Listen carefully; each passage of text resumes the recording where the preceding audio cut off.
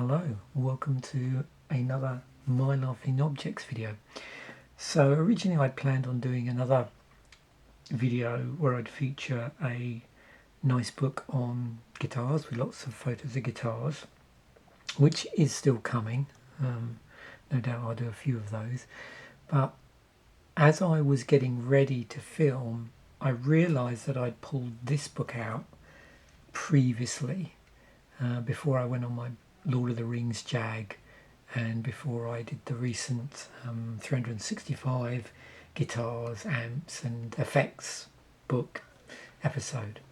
So yeah, I thought, well, why don't I flick through this, because this is a fantastic book if you've never seen this.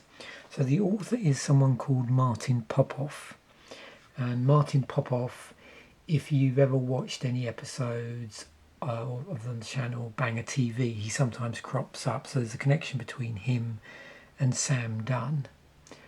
I don't know how early on he was involved with Banger TV, but certainly I've seen him on a few videos, and he's the sort of go-to person, I think, when they're looking back in the history of heavy metal. Well, he's done quite a few historical perspectives, one of which is this wonderful tome. And the great thing with this is it's heavily illustrated, so I'm going to do a flick through.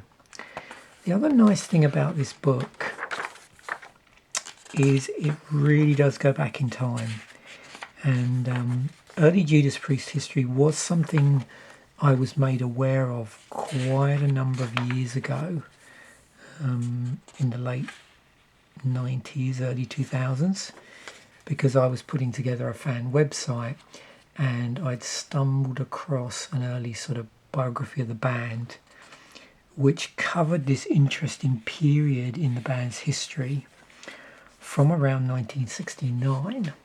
So the name Judas Priest actually predates, it's interesting to try and describe. So the first Judas Priest, as it's used as a name for a band, was in actually 1969, and this well predates the release of the Rock and Roll album in 74. And if you ever look through the band and members of the band, you probably don't recognise anybody. So Ernest Chataway on guitar, Brian Stappenhill on bass, John Partridge, I think that is, on drums, and Alan John Atkins on vocals. Now, people that are familiar with early Judas Priest history might recognise Al Atkins, and certainly if you've read any of the early, looked at any of the early albums in terms of record songwriting credits, you'll notice that Al Atkins' name appears on a couple of tracks, or at least one. He's certainly on Victim of Changes. I can't remember if he's on another one as well. It's been a while since I've looked at the back of Judas Priest albums, actually. But anyway, so yeah, it's cool because the very first chapter covers that really interesting early period when there was a Judas Priest, and then what happened was they disbanded. Al Atkins bumped into Ian Hill and KK Downing at a rehearsal hall, who were rehearsing under the name of Freight. He joined them and said, well, why don't we use my old band's name, Judas Priest? So yeah, so the first chapter covers that era, sort of from 69 up to the point when Rob Halford joins, which would have been rounds, just trying to look here actually. Al Atkins closed out touring in December 72, and then 73 was when Rob Halford had his first gigs. So that was the sort of changeover point. I'm trying to even remember if it's possible. I mean, there's Al Atkins stuff that's been released under his name where it's he's redone some early stuff. I'm not sure if there's any actual recordings of the band at that time with him singing on vocals. I'm sure there's probably something kicking around. I can't remember. It's been a long time since I've... Oh, there we go. Marks the completion of 3 tracks which 2 years later feature on Rock and Roll, namely Never Satisfied Winter and Caviar and Meths. So it's quite well, with the powers of internet, you may well be able to track down some really, really early Judas Priest stuff with Al Atkins. But it's not something I've seeked out. I suppose my interest in Judas Priest really peaked in the early to mid 2000s, like I say, when I was putting together just a fan website. And then no doubt here it's going to cover the period. Oh yeah, here we go. So it talks about the flowering, the Flower Hat Band, or the Flying Flower Hat Band. I'm getting too muddled up there. The Flying Hat Band, not the Flower Hat Band. Flying Hat Band, which is Glenn Tipton's band pre-Judas Priest. So yeah. Anyway, on with the flick through, just that orientation, if you like. So the nice thing about this book is it goes through in album order, but there's all this lovely ephemera and covers of singles, so you can see through. And then of course each chapter there's a background story around that time as well. So then you've got Sad Wings of Destiny. That's definitely my favourite album by Judas Priest. That's the cover of the Ripper. That's a Tyrant cover. I've actually got that.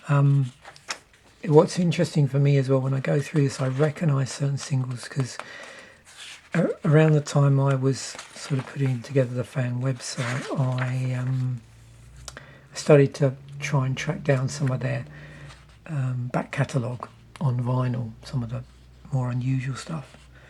So I've got a bit of that. I'll have to do a future video on some of that stuff actually. Some interesting singles as well from their history that I acquired at that point. So we get on to Sin After Sin. There's some really cool pictures here as well, because anybody again that's familiar with the history of the band will know that during that period, in the early 70s, they had a relatively regular turnover of drummers until I think, was it Les Binks joined the band. And we got Stone Class. Oh yeah, got quite a different look here as well. You'll probably notice that there's a bit of a changeover in the look around just prior to this period, really.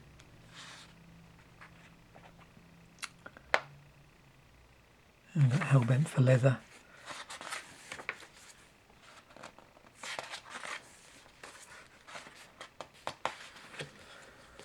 Yeah, I suppose I always assume from the period around just when Sin After Sin was released to Hellbent for Leather, was when visually the band changed quite dramatically.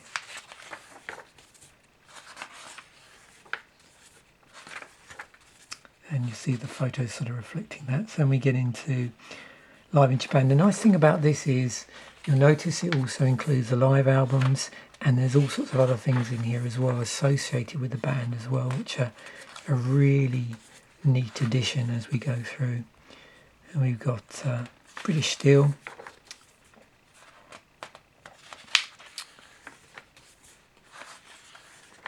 This is around the period when my youngest brother was really big into the band, and I held off buying a lot of their stuff in the early, around that period when I also became aware of them, I suppose around the time of Take on the World.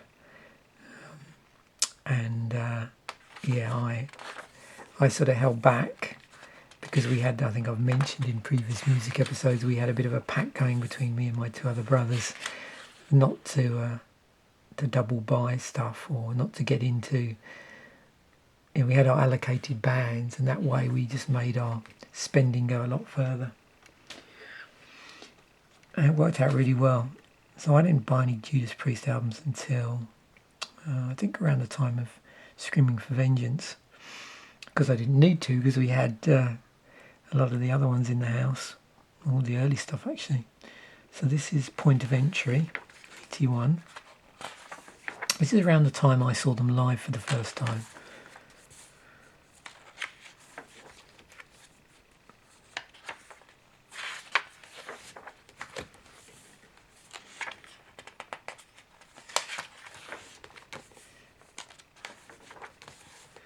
And we had Screaming for Vengeance, so that was 82.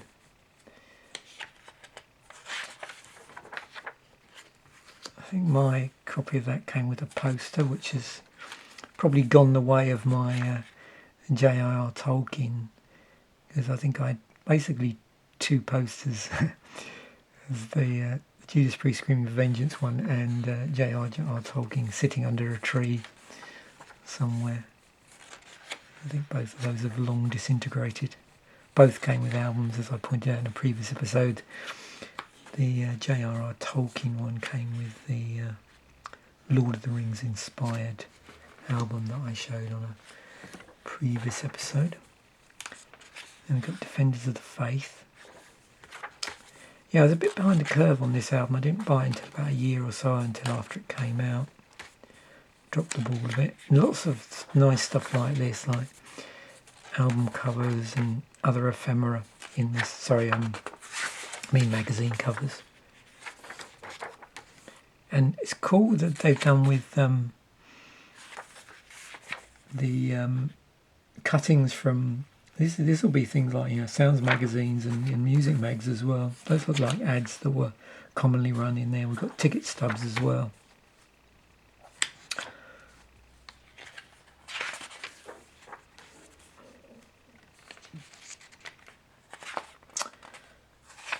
Turbo. So this is definitely a period where I didn't really keep up with the band too much.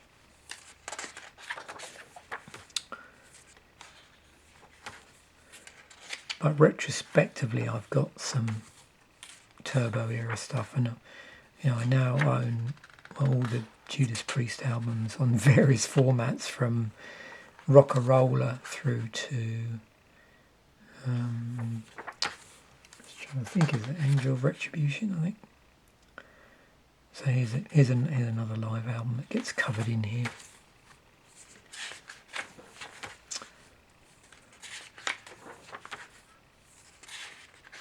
It's also cool seeing the particular lineups, not so much the lineups, but who was supporting them on certain tours. So we've got Ram It Down era, and we're over halfway through the book, and you'll see why in a moment. So this goes up to Angel of Retribution era.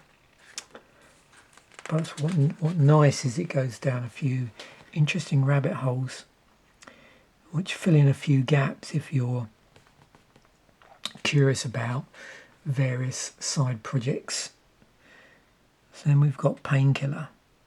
So this is just around this period was when I became, a bit more into the band again, I suppose. I remember seeing the video to Painkiller, thinking, wow, they've changed their sound quite a bit. I think I've got this on the single, actually.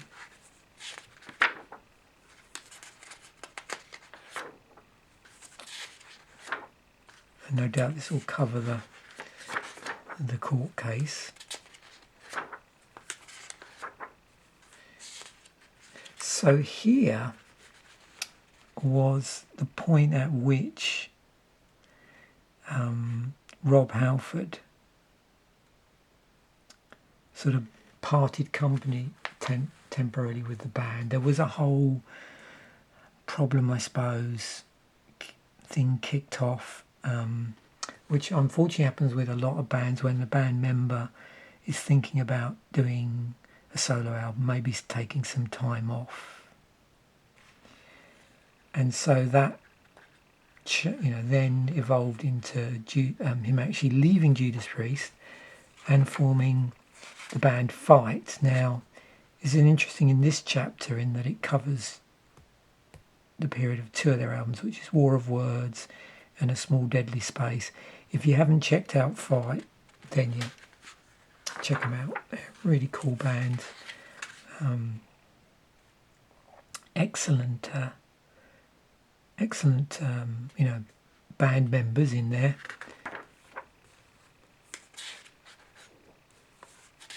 Excellent musicians.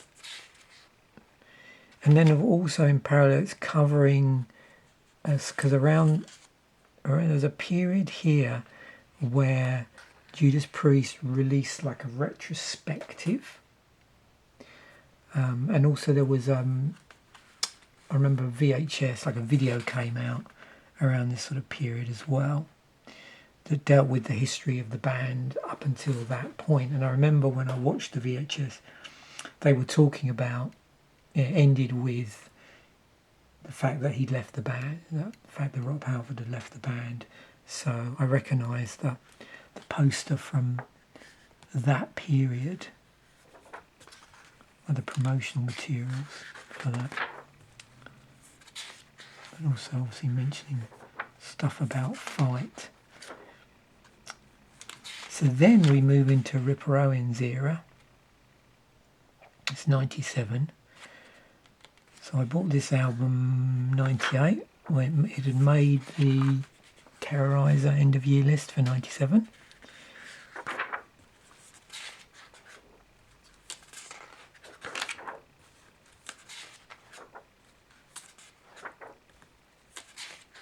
Again, more promo. This is interesting as well. So if you didn't know, Glenn Tipton had a solo album. In fact, there's two in here. There's Baptism of Fire and Edge of the World.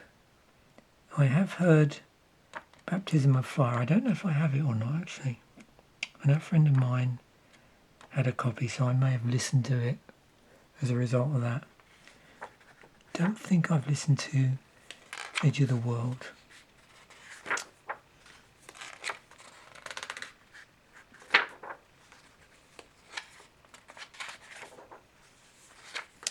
And then we get the Live Meltdown, which has still got Ripper Owens.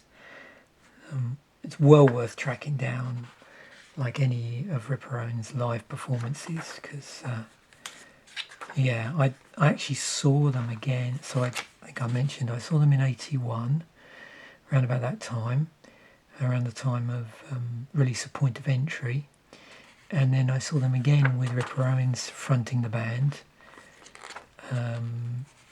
In the London Astoria, and that would be sometime around the 2000s. It was around the time of Demolition,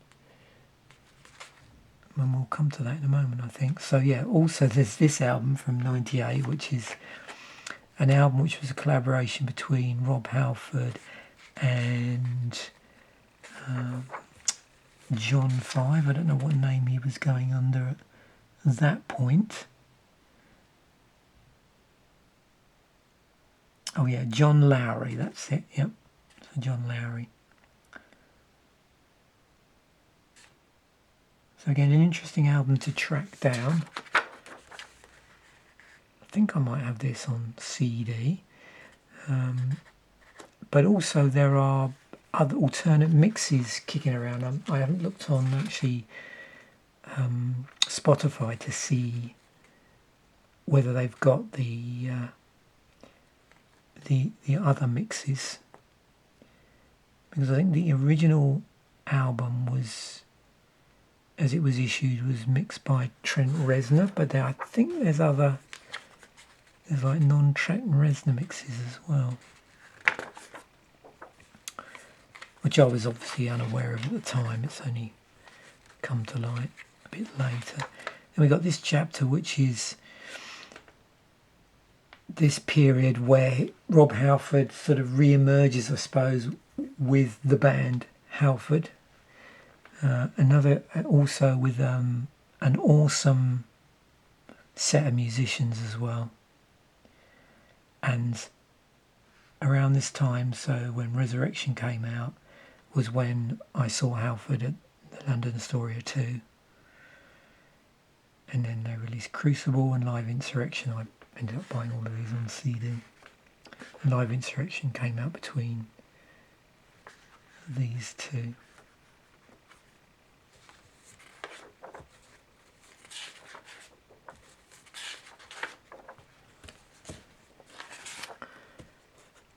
Getting to the end, well, near the end now. Not that I'm in any hurry, but more tickets there. Ticket stubs. I'm trying to remember who was supporting Halford for that one when I saw them. London Astoria. Probably come to me after I've finished the video.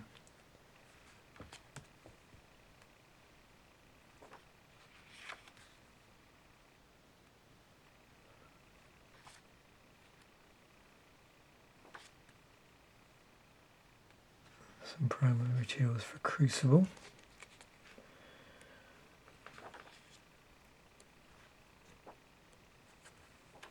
And then we get to Demolition. So this is around the period that I saw Judas Priest again, fronted by Ripper Owens at the London Astoria, the main London Astoria. They did play again not long after at the Brixton Academy, was it? I'm trying to remember. But it was pretty soon after, and I decided not to go. That's a pretty biggish venue, actually.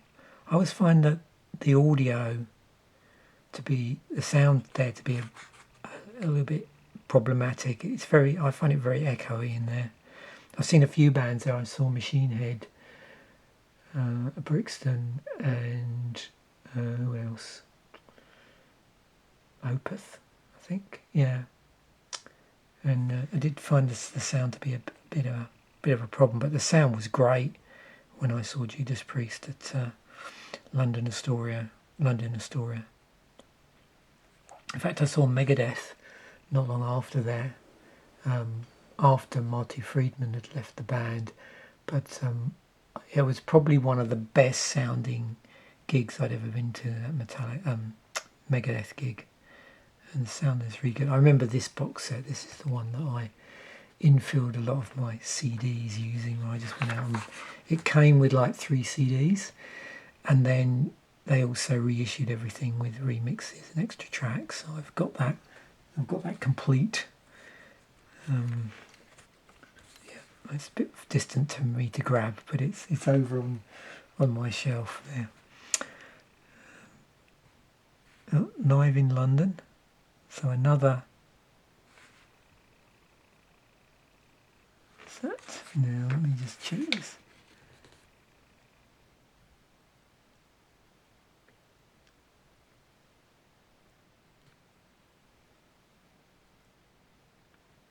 Wow.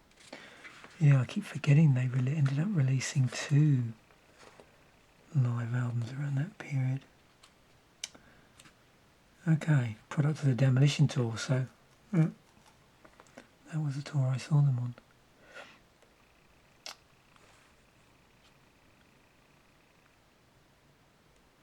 Or, well, I say the tour I saw them around that time.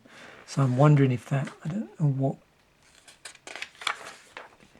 like I said, the gig at the LA2 and the one at Brixton were quite close together. So, oh, there you go, yeah. So they recorded the Brixton Academy gig, that's funny.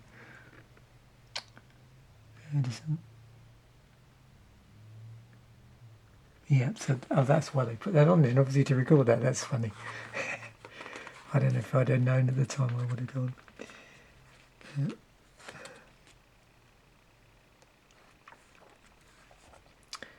There you go, Angel of Retribution. So, this is when Alfred rejoined the band.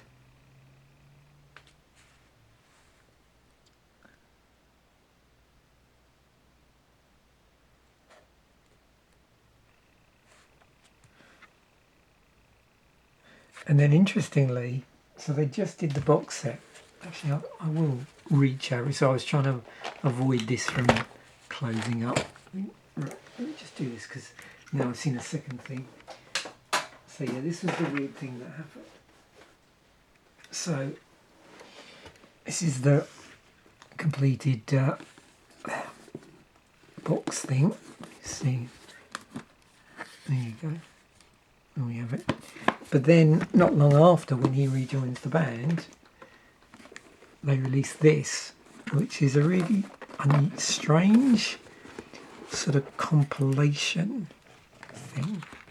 I'll go through this properly, actually. It's got a nice book and everything, but yeah, it's got a strange set of track listings on there. It's a cool box set, but it's a real mixed thing. It's not just a sort of greatest hits, whatever you want to call it.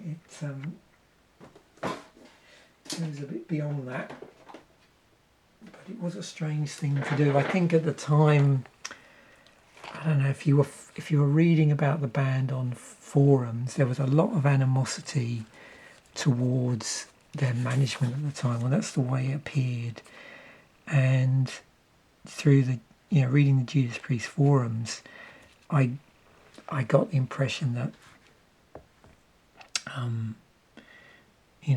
they were, there was this feeling that somebody was cashing in somehow, but I didn't really follow it that much. But and I certainly bought it when it came out.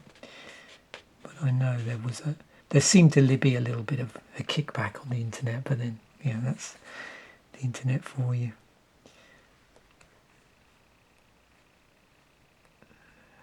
And that's where the book actually ends, because this came out in 2007.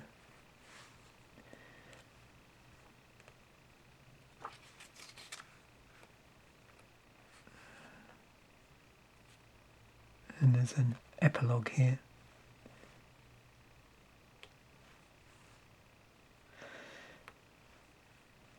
And then I was lucky enough to see them again when they came to Halifax. I think they've come here twice now. I saw them the first time since I moved here in the 2010s. They were awesome to see live again.